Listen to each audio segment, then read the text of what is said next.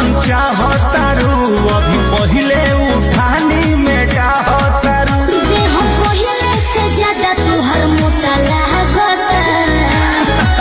छोटी जी ए छोटी तहरा चोटी से चोट लगता हम छुटा ए छोटी तहरा चोटी से चोट लगता। खाई गईला उठल लिया दूर दिल कन बलिया काट लेला बजिया रे हमर से ओनियन गलिया मारो जनी जोर देह बाटे कम जोर हमर फाटे लगी नस तोड़े तोड़े राजा तनी जाई ना बहरिया टूटता बदन पोरे पोरे राजा तनी जाई ना कब पकड़ा लू गोरी दिने दुपहरिया में कब पकड़ा लू गोरी दिने दुपहरिया में कब पकड़ा लू तू रहा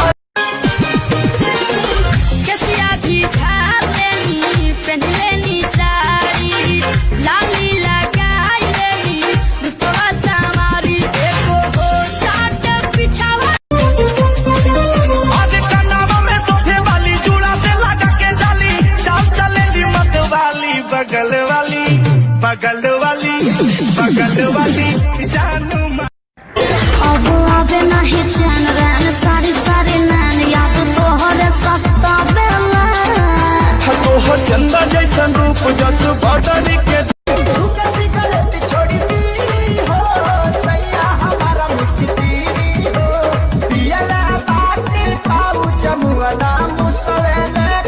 छोड़ दे हाथ मेरी हवा से जा तो हमारा के टुकुर टुकुर देखो तारो का तो टमाटर जैसा गाल लाले लाल है क्या टमाटर जैसा गाल लाले लाल है जो चेहरा अब तो कोमर के नीचे भी ओट लगता ये छोटी तहरा चोटी से चोट लगता ये छोटी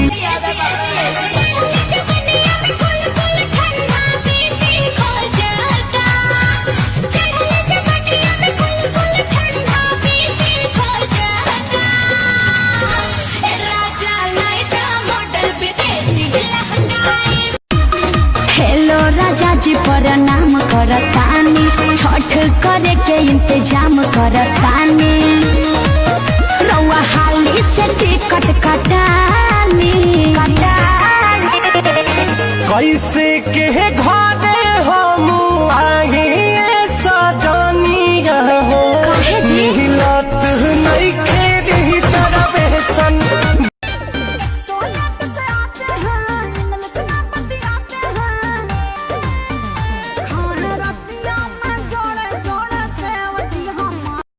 उम्र बावे 18 साल हमके चुमे दजापन गाल आवा नहीं में लड़ावा हो ई जाने बतोहरे नाम जाने जब मत कर बता बड़ी मुरा कर सोइया कमर धकेदा बहिया सोइया कमर बाती गतान कटा बाती हूँ बोझा बंधा बाती हूँ हाथ क्यों तुमल रहा है। अरे और सुनिएगा दिमाग फेल हो जाएगा। अरे बताइए ना भौजी और क्या चल रहा है। चैत में अदौरे चल रहा है थ्रेसर से भूसा निकल रहा है। चैत में अदौरे चल रहा है थ्रेसर से भूसा निकल रहा है। अरे हटिए ना आँख में घुस जाएगा। घर से आइल रहे फोनवा उस खाइल जाता जी राजा जी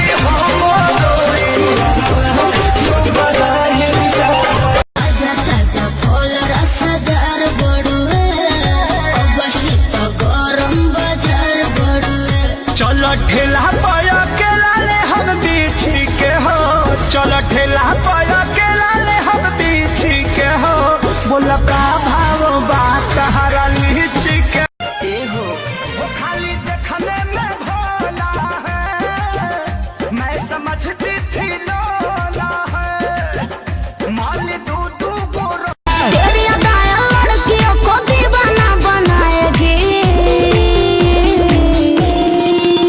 तेरी जैसी हजार आएगी हजार जाएगी, मेरी वाली तो मेरी मम्मी ही लाए। करा जानी लाज आज करे दा इलाज खुदी कपड़ा भिजा के माथा ठोक जा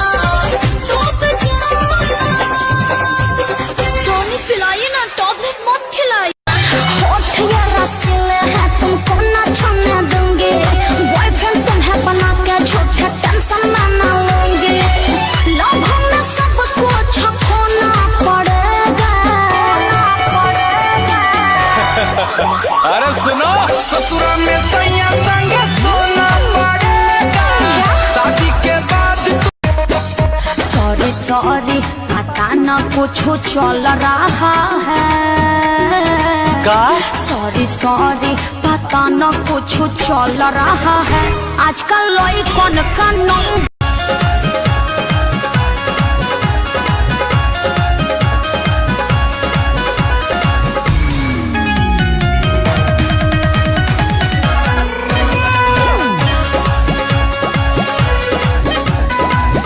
पढ़ लिख के तनो तू कैलो फुटानी, बाकी ये रानी न बची जवानी, चूल्ही में आँच तो लगाना पड़ेगा। मुझसे नहीं होगा।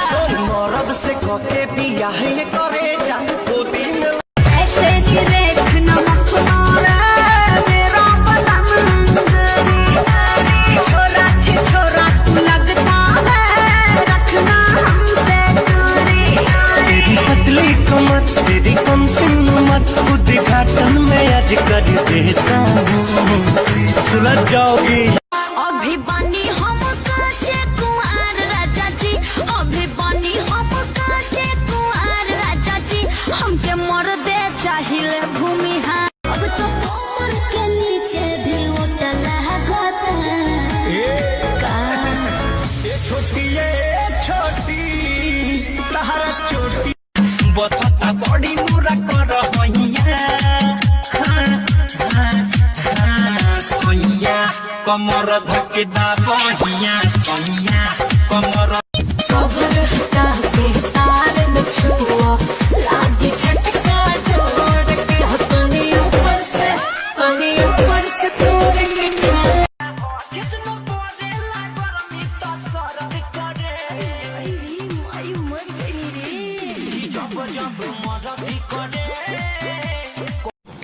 इसी तरह का वीडियो देखने के लिए आप हमारे चैनल को जरूर सब्सक्राइब कीजिए। धन्यवाद।